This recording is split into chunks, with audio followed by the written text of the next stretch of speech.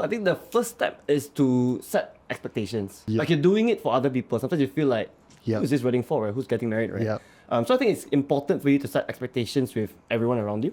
Number one, of course, your partner lah. And then whoever else that's influencing you. So most likely it's your family members lah. Again, you need to align expectations with them, like can you afford it? And if you can't and they really want it, what my sister did was, if you want that, you pay for it. I think that's a good idea. Just get them to pay for the whole thing. But Okay. obviously I want to have like extra money apart from the wedding money, Exactly, right? So that's yeah. why I'm doing extra lah. Exactly. Yeah. Some people I've seen on Twitter say, they spent 25,000 ringgit on a wedding. And they say, oh, this is already so expensive. But I know people who spend 40,000 ringgit just on an engagement ring. Some people spend 100,000 ringgit on their wedding. But if they can afford it, then it's up to them, right? If they can. Yeah, that's true. Yeah, but that's the thing, they need to set expectations up front lah. What's up guys, my name is Emir and welcome to The Money Goal. Today I have Azmi with me and I think Azmi wants to get married and has some questions on it, right? Yeah. So I'm planning to get married like actually soon. I think I'm planning to get married in like 1 year time. 1 year time, okay. Yeah. That's enough, that's enough. Yeah.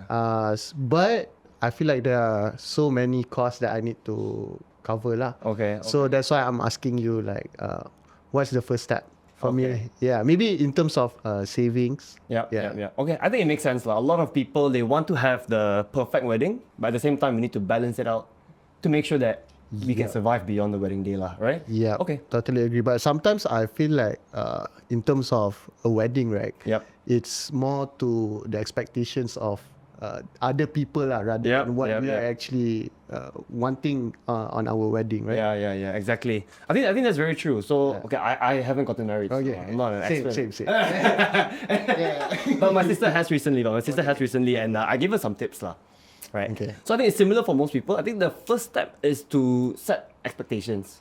Right. Since you say it's a lot of people, like you're doing it for other people. Sometimes you feel like, who's this wedding for? Right? Who's getting married? Right. Yep. So I think it's important for you to set expectations with everyone around you. So number one, of course, your partner lah. Right. You guys need to make sure that you're on the same page.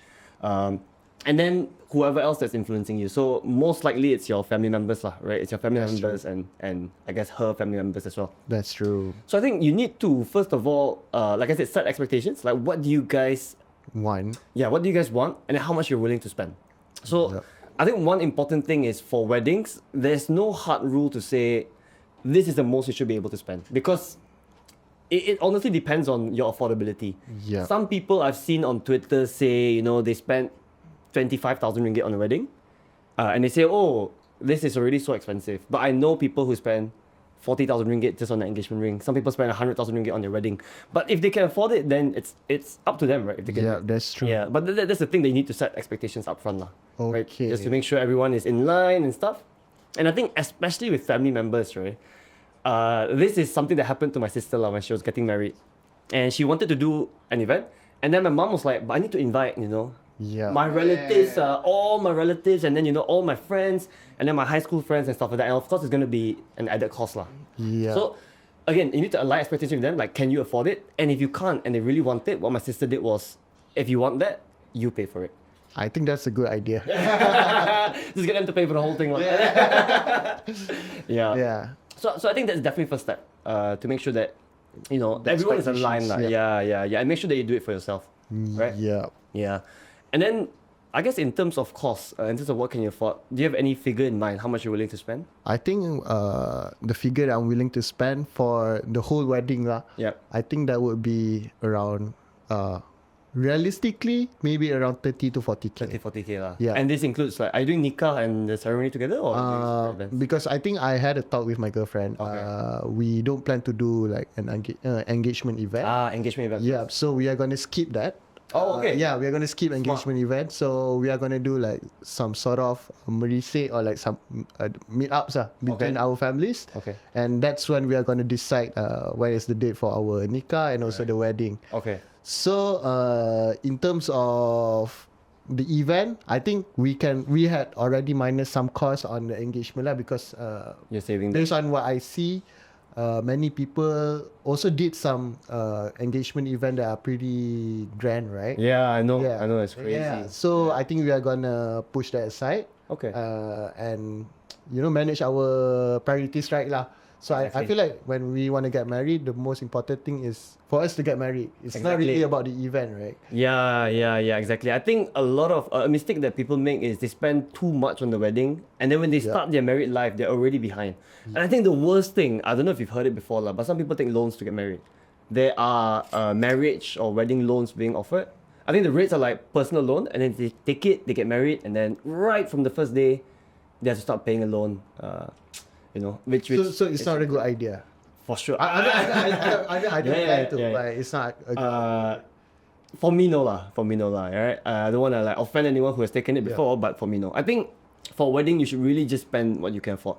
There's no point going overboard because, like you said, sometimes you do it for other people, right? Yeah. And at the end of the day, I know some people, maybe some girls might think this is their dream, like once in a lifetime kind of thing. But it's just one day. It's just one day in your life, right? That's true. And I've read some posts about people who have gotten married, regrets and stuff like that. And a lot of people, once they're in their 40s, in their 50s, they've gotten married 20, 30 years ago, they can't remember what their wedding was like. They can't remember, spending... I mean, that's sad. They remember who they got married to. I think that's the most important thing, right? Yeah. It's not like the extra flowers or the extra decorations that you spend 5,000 ringgit on. I don't think those things people really tend to remember. Lah. Yeah. I think that's also one of the things that I would like to focus on my wedding. So it's more to the experience of being in the wedding rather than like the whole wedding itself, exactly. In terms of decorations. So I think I would prefer to have like a pretty small amount of people that are coming. Okay. The people that are I actually am close to at the moment. I think I'm looking for a wedding that is pretty small in numbers. Okay. And your family's okay with that? I mean, I will have to TBC. I will have to talk to my mom about that. Yeah. TBC. Yeah, I know, because I know a lot of people who want to have small intimate weddings like that as well, including myself. Yeah. But most of the times, it's not that we are not okay with it. Most of the times, it's like I said, family members, right? They want to invite everyone in the world. But I feel like the positive side about the wedding that I'm gonna make is that I had like six siblings. Yeah. So I'm the fifth one. So my parents had already invited all their friends on my previous weddings of my family lah. Yeah, same. Yeah. I was thinking the same thing when my sister got married. My mom invited all her friends already. So I was thinking, okay lah, I think she got her fix, and for me, she'll just let it go, right? Totally agree. That's what I'm thinking. Yeah. Okay, and then I think another thing with your wedding, once you guys have finalized like your budget, how many people you want to invite and stuff, I would try and prioritize things that matter to you and your soon-to-be wife, right? Yeah. Just to give you an example as well, my sister, when I was talking to her about it, she was planning to do doll gifts. But then when she was calculating doll gifts for her and her husband now, right, they were thinking about what to give. Yeah. And they realized that a lot of people's weddings, when you go, you get those like bunga telur and you get a few other things. Yeah. Like maybe it's worth like 5, 10 ringgit. But most of the times when you go for a wedding, when you leave, you notice everyone just leaves the doll gift there because you get it so often and people don't really care about it. And you're thinking, it's 5, 10 ringgit, but then when you invite 300 people, 500 people, it goes up to 3,000, 5,000 ringgit, right? Yeah. Which makes them think, or made them think, that it's not worth it. So they decided not to do any doll gift at all. Which I think is something that you is just an example of things that matter to you lah. I totally agree, but it's the culture, right? I feel like dog gifts is part of the culture. So, sometimes our parents, even though we say that we prefer not to have any dog gifts, but I feel like they are most likely are going to go against the idea. Yeah. Say, it's okay. I have 5 siblings who got married already. They're like 5 dog gifts before. Don't you have enough? Or tell them, if you guys want to support paying for it, then they'll but this is an example lah. It can be anything else, right? It can be venue. It can be how much you're spending on food. It can be many things. Just completely up to you, like what you prioritize and what will make you guys happy lah. Yeah. Right.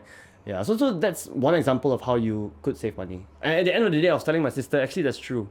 So I think for me, doll gift, even for me now, I was thinking it's either you give something crazy that everyone remember, like an iPhone for everyone. I'll take it. No, you know what? I actually have an idea for a dog gift for everyone lah. Okay. I think we should get some like small plants, like maybe cactus or something. Because I feel like the price is quite okay for you to get like the small pots. Actually, I think that's cool. it's gonna be like 2-3 ringgit. but it's gonna be something that people remember from your wedding, right? Yeah, so yeah, if let's say like they go back and they like water all the plants, and they grow just And they like think our of you. love, you know. This is what I got from Azmi's wedding. Yeah, that's true. Yeah, that's what I'm planning to do. Okay, yeah, I think that's smart. At least it's something different, right? Yeah, At least you're spending money, it's worth it, lah. Yeah, and at least they are gonna like water it. I hope they are gonna. Send a message to all of your event attendees 6 months later and be like, hey guys, picture of the plant, please. Otherwise, you're not getting invited for anything anymore moving forward. Okay. Yeah. Okay, so I think, that's pretty much it, lah. But in terms of, like, let's say saving up for your wedding, so you see you're planning like a year, lah. Yeah. A year. Around 30 to 40,000, you said, right? Yeah. So how are you, like, where are you in terms of that goal? I mean, I feel like I already have some savings from my previous one lah. Previous wedding. From my previous marriage, the savings that I already have. Okay. So apart from that, like my monthly salary, I try to put aside some percentage lah of my total salary for me Go towards the. go towards the wedding. So that's what I'm doing right now. Okay. So every month I'm gonna put aside some amount for the wedding. Which I think I hope it's gonna do well lah. In terms of how I expect it to be. Okay. You know? Okay. But in terms of like the cost, did you already discuss with your girlfriend like who's going to pay, how much is going to be paid and stuff? Yup. It'll be you lah. Yeah. But I think it's also like a hard topic for us to talk about, but we have to do it, you know? Exactly. Because even in terms of the wedding itself, we have a choice of whether we want to do it both sides or we can do like a combined Together. wedding. Yeah. So we can sort of do like one big event. Yep. For both of our families. Yeah. So I that's think you what. save money on that, right? Yeah. So I think that's something to discuss. Yeah, something to discuss. Okay. Actually, I'm just curious. You don't have to answer this if you don't want to. But you said it was a hard topic. You said you expect it to be a hard topic to talk about. Yeah. Why do you feel that way? Because it involves a lot of things. It involves effort because you can't just say it, right? So you have to actually do it. And I mean, the current state that I'm in right now, in 1 year time, so I sort of have to do some extra work. I have to find some part-time job or anything for me to cover the event lah. Okay. Yeah, and I'm fine to do that. Yeah. Okay, hey, that's good. That's good. Your soon-to-be girlfriend, if you're watching this, the Azmi is a good catch. Yeah. But okay. So I think on that note, right, the reason I asked is I think financial talk with your partner is tricky, especially the first time that you do it, right? I think especially the first time that you do it. Some people decide to not talk about it. They sweep it under the rug for now, but then eventually it will catch up to you, right? Eventually it will catch up to you. Like I said, some people take loans. Let's not discuss it now. Let's just get married because that's what we want to do in the moment. And then 3 years later, they're like, how come we don't have money for kids or stuff like that? Yeah, so I think it's something that it's difficult, but it's something that you should do early on. Especially even before you get married. I think that would be ideal, right? To make sure even that your financial goals are aligned and stuff. Yeah. Okay. I agree. Okay. So, but then your savings rate based on what you have and based on how much you plan to save a month, you should be on track for next year. Yeah. Hopefully, right? I hope so. But obviously, I would want to have like extra money apart from the wedding money, right? So that's why I'm doing extra lah. Exactly. Yeah. So because I feel like it's gonna be hard because most people that I know, they actually spend like a whole sum of money for the wedding. So after the wedding, they are gonna be struggling out for quite a while. Yeah, I know. I've heard of that before as well. Some people that even though they don't take loans, so that's still a good thing, but they spend a bit too much that they deplete their savings and then it's difficult, right? I think really for me lah, at least in a marriage, maybe it's a bit shallow, but for me in a marriage, I think financials are very important. I think having stability right from the start, which that's true, having extra savings will really help you out lah. So I think it sounds like you're thinking right, you're thinking on the right track. Right? Have you thought about what if you don't manage to save up enough? No. Just delay. Okay. No. I feel like we can't delay because I want to get married also. Yeah, I get it. We both are already at a point where I feel like it's time. Yeah. So we have to do it. Okay. I think that's one more thing that I wanted to bring up, right? I guess for people, there are a lot of people who want to get married as well. They think that this is the right time, but maybe they don't have enough saved up yet, or maybe they don't achieve their savings goals by that date, right? I think there's not really an issue of doing the Nikkah first, right? Just doing the Nikkah first, do it at a mosque, small event, invite relatives and stuff, and just get married and then do the event later on. Because the event is the one that's going to be costing you money, right? Not the Nikkah lah. I assume the Nikkah is just very simple, right? And it's actually quite similar to what a lot of people did during COVID. I mean, that was because they were forced to, right? Yeah. So I had a cousin who planned his whole wedding for COVID. Sorry, not for COVID. He planned his whole wedding and then COVID happened, right? Oh, okay. Yeah, so in the end, they just ROM. So they're not Muslim now. So they just ROM. And the wedding got put on hold because they didn't know, MCO and stuff, lockdown, blah, blah, blah. They delay. Now 5 years later, there's still no event. But I think that's completely fine. It's not that I ever thought back and thought, how come my cousin didn't do a wedding event? That's so lame. I never even thought about that. That's true. Until today. But yeah, that's something that people or you guys can consider as well. If you don't have enough money to splurge on a big event, just get married first if you want to. Nikkah, keep it small, simple. You can move on with your life with your partner, and if you guys feel like you want to do a event later on, you can always do it, right? Yeah. But I think you guys are pretty much on the right path lah. Yeah, I think you've got your thinking right in terms of making sure you can afford it, and then not just that, also planning for future, having savings and stuff. I guess the tip is if you have Chinese friends, Chinese people, do you know they give ang pao for the wedding? Oh really? Yeah. How did they do it? I think so. So for Malays, usually it's like gifts, kan? Like if you go to the wedding, I give you like whatever lah, a photo frame or whatever, right? But for Chinese people, if you invite them, they have to give ang pao. That's a tradition. Wow. And the amount actually covers the cost. Wow. Yeah. So I have a lot of Chinese friends, and when I go for the wedding, if they do it at a hotel, I'll have to fork out like 300 ringgit because that's probably what it costs to attend. And I have some friends who their friends got married in Singapore, and they have to fly there and then pay 500 Sing dollars. Wow. Yeah. So the culture is a bit different. Yeah. So maybe you can start making some Chinese friends. That's a good backup. Get them to the wedding. Get them to the wedding. Also, so I have a question, right? So what's your thoughts on personal loan for weddings? To pay for your wedding ceremony, right? Yeah. So I know some people do it, but personally I wouldn't. Okay, so I wouldn't take a personal loan for any reason actually. I really don't like personal loans, but I know some people are forced to if they're in a dire situation, like they really don't have money to pay for food or something for the month, they're very tight. Then okay, if you have no choice, then okay. But I think a wedding is something that people have a choice on lah, right? Like we were talking about, you have a choice between getting married now and later. You have a choice between doing a smaller wedding, right?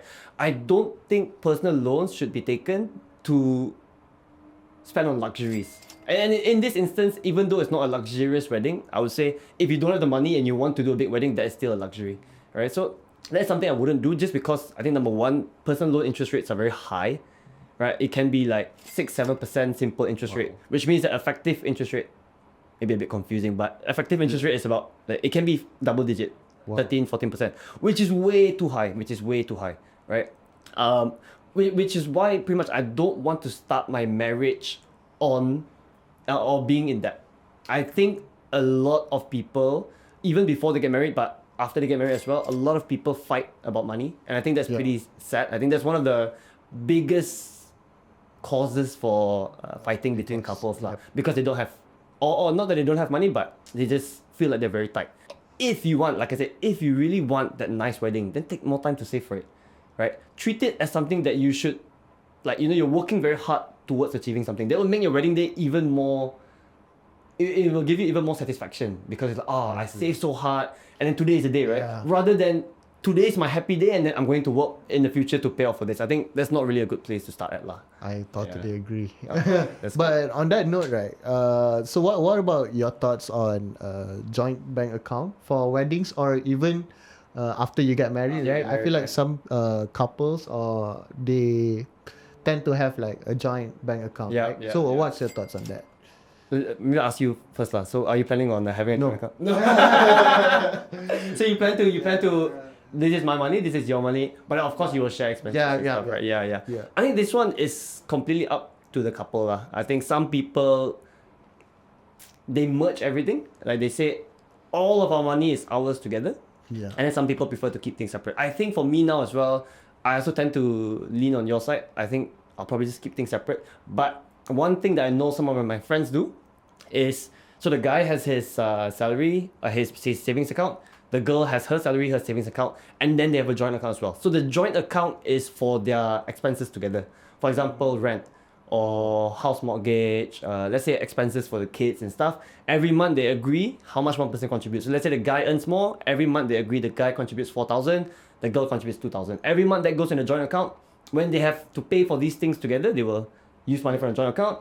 If they want to spend the money for something on their own, like the girl wants to do her hair or the guy wants to go watch an MU game, then they will take then they will take it from their own personal accounts. Yeah. So I think that is something that people do. I think there's no right or wrong approach. It's just completely up to the couple. Okay, so I think everything sounds good on your end, but I guess just to wrap it up, for any of you guys who want to get married, like Azmi, I don't know if I said congratulations, but congrats on your plans. Thank you so much. But yeah, to wrap it up, you guys should set expectations very early on with your partner, with your family members and stuff. Make sure everyone's on the same page in terms of who's going to pay, how much are you going to spend, what can you afford and stuff like that, right? Yeah. And then spend according to your affordability. I think in personal finance, a lot of things are ukur baju di badan sendiri, right? Some people can spend more, doesn't mean you have to spend that much. Spend what you can afford and then enjoy life. It is a once in a lifetime thing, but you don't want that to be the start of a very bad financial situation. Yeah. Right? Thanks so much, Azmi. All the best with your savings. I'm pretty sure you'll get there. You seem like you're pretty financially responsible. Thank you. Congratulations. All right. Thank you guys for watching this episode. See you guys in the next one.